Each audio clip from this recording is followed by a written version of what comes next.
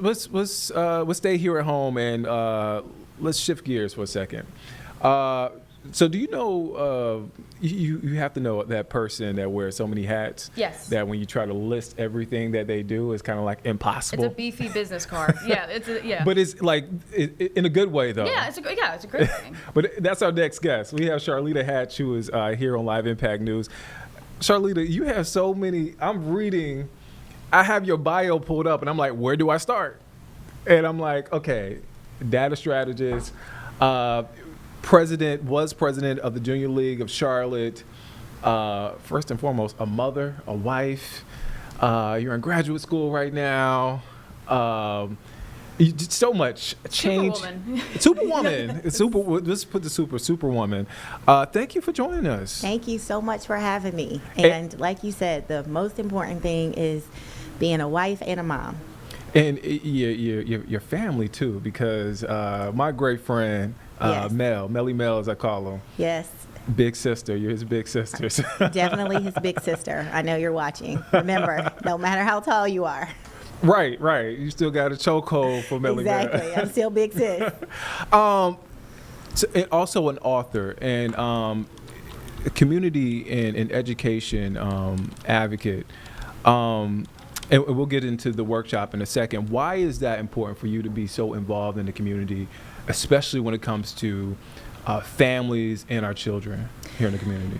You know, it goes back to before my son was born. Mm-hmm. In 2016, there was an officer-involved shooting here in Charlotte. Mm-hmm.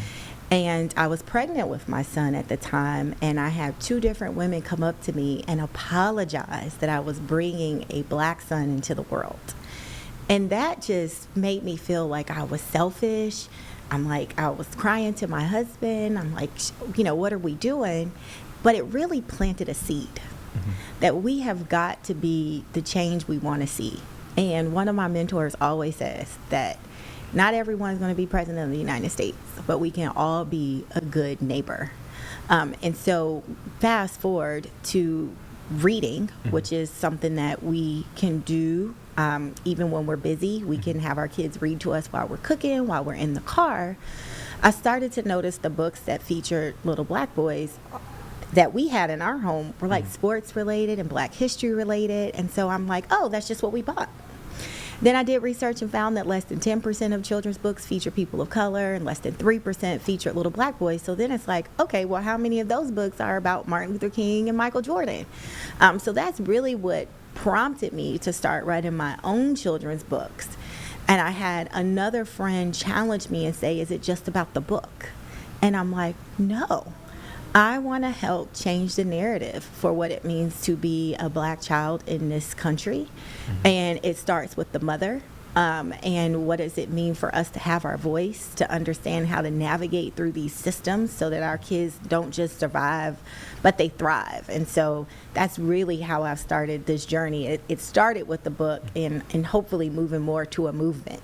How do you process those inflection points, right? Like from the woman when you were pregnant, apologizing to your friend saying, is it just about the books? Like, how do you process? Because your natural, well, at least my natural response will get offended. Like, come on, like, what are you talking about? Well, and so this is what I like to tell people. It's like some people have those moments and it discourages them. And for me, it motivates me. And I'm like, you know what? I'm going to take over. I'm going to be your boss. Like the whole let your haters be your motivator thing. And so when those two women said that at two separate times, it really did plant a seed of like, you know what? I'm not going to be sorry. I'm going to show them. There's nothing to be sorry about. We are going to change that narrative. And then the same thing, I saw that my friend seeing that as a challenge. And so I often say people, and I'll ask you, do you see the glass half empty or half full? Half full. And see, I say, you know what? It doesn't matter. You still need to get that more. That was a trick question. Fill it up. Fill it up. And so I think I just have that perspective too. I'm going to use that one too. Yeah, get them. You got to be on that one. But you have a workshop coming up. A really cool workshop because We're in summer break. I can't Yes. believe that we're here in the summer break. You have a little Mark here with you, your son. I do. My I'm sure sweet black boy Joy. he is enjoying. I'm sure he is enjoying summer. I know it just started. It just started. But the important piece is when they get back into the classroom is making sure they don't lose any of that learning time. Talk about the workshop and what you're doing. So I find it interesting. So if you just even think about it, so much of the data talks about from birth to 5 being such critical years. But then you start to move into school, and you essentially from May to September, depending on what school district you're in, you're off. And so what is the role to make sure that the learning still continues?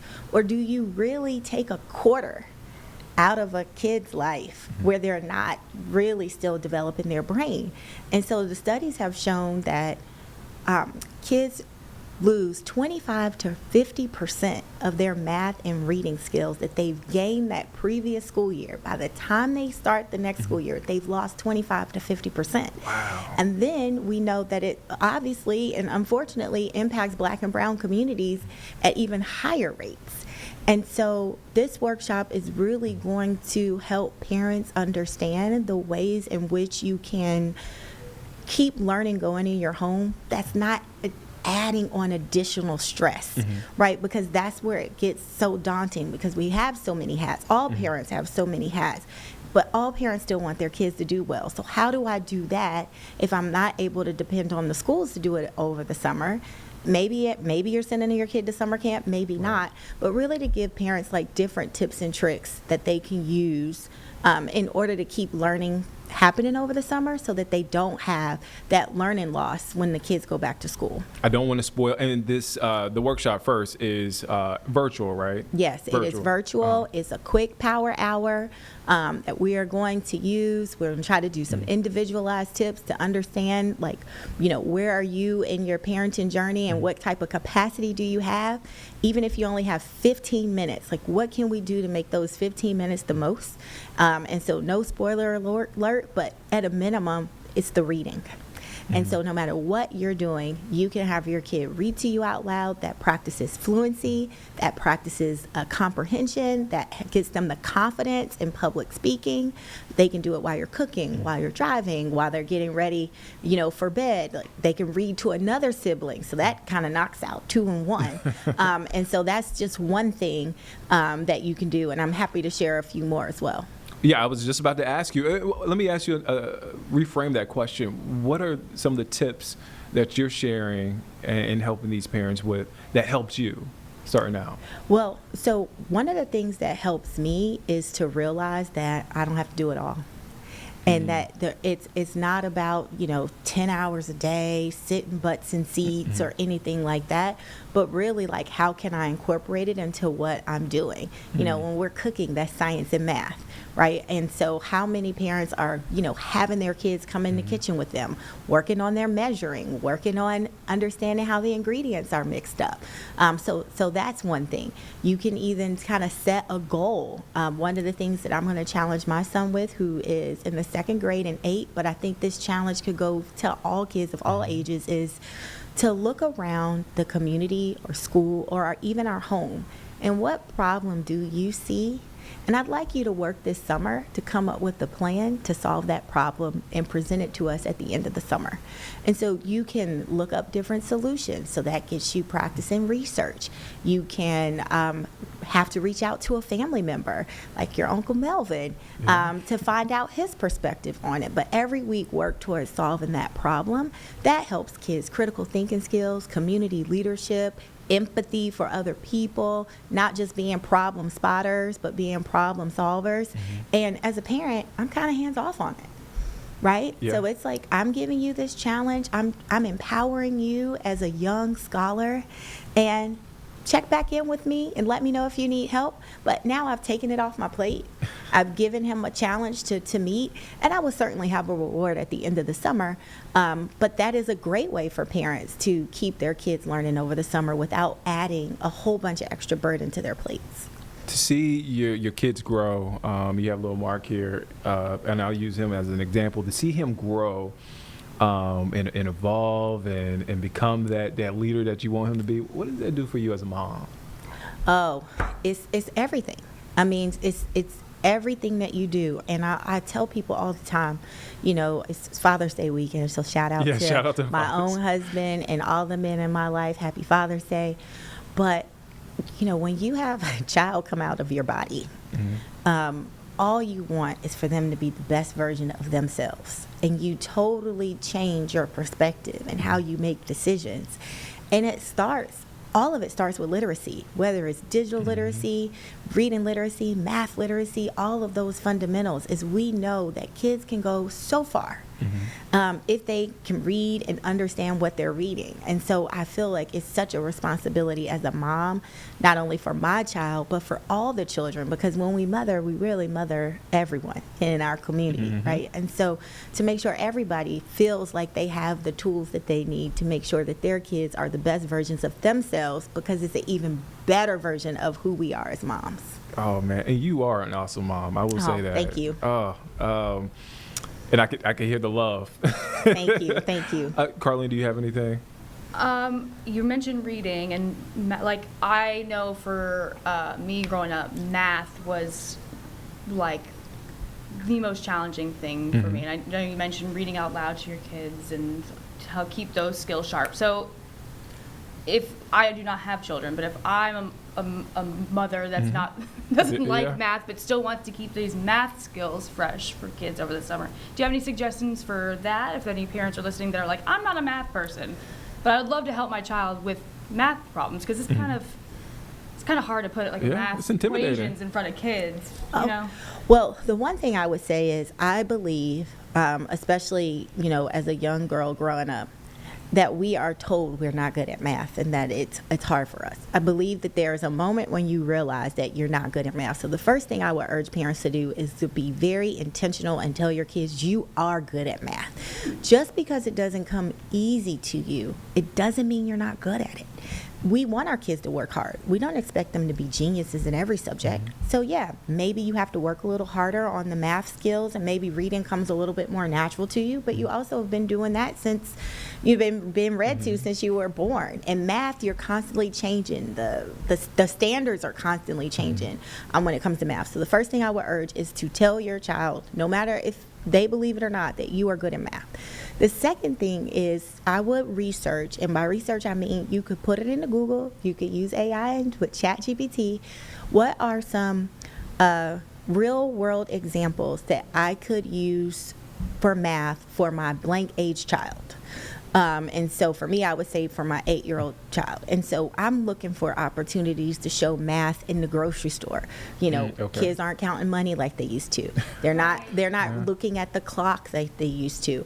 I would, see if there's opportunities to come up with different math challenges, even if it's like 3-digit maths, even if it's taking, a bunch of spoons or straws and figuring out how do you do multiplication, where you putting spoons in twos 5 times, right? So that's 2 times 5 is 10, and walking it back, but you also can add it up, and you can look, you can use the internet. There's so much power in making sure that you use the word real world, because then it's not just about the worksheets, right? We can all get intimidated by a worksheet, right? But when you start to say, I'm not good at math, but you are able to break down different problems, you're a problem solver, you can understand the algorithm of, if this, then that.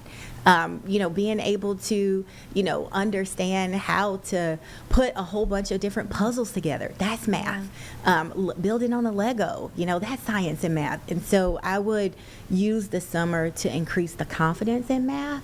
And again, you can use Google or you can use AI. And certainly at my workshop, we'll have different examples and strategies. We'll have some different tools that you'll be able to walk away with that you can kind of just plug and play. So hopefully that's helpful. It's simple. It's a very refreshing perspective on that, because I just, you're right. It needs to be more than a worksheet, because worksheets are worksheets. Oh yeah, and I bet a lot of the math teachers probably have to check their own work when they are Right. looking at those math problems. It sounds like it's the affirmation first, right? Yeah. And then it's the applying it to real life. I think especially when it comes to math, because there are so many, especially girls, who just automatically think they're not good at math. Yeah. And you're like, where did it happen? Because in kindergarten, everybody's good at everything.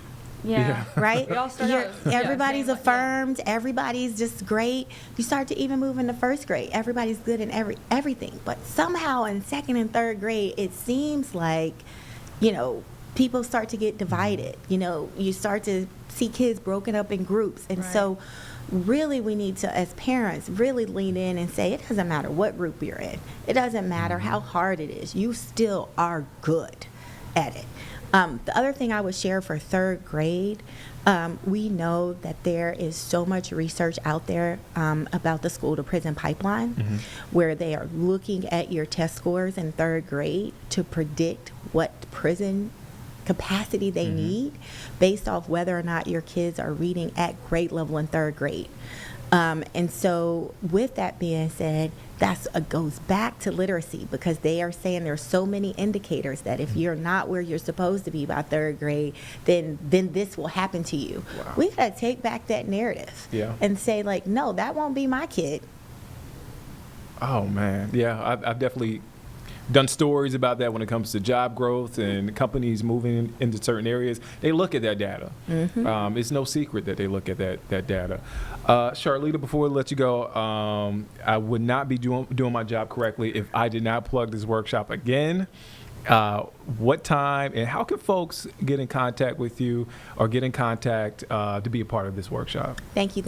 So you can go to my website, which is charlittahatch.com. So CHARLITTA Hatch, HATCH.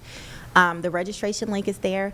It is parent friendly, so it's at 8:30 p.m. So you can already have, if your kids are not in the bed, they hopefully have been winding down from the day, the summer of being outside. So it's 8:30 to 9:30. I promise to start on time and to end on time, and for you to walk away with the data that you need to have a great summer for your child.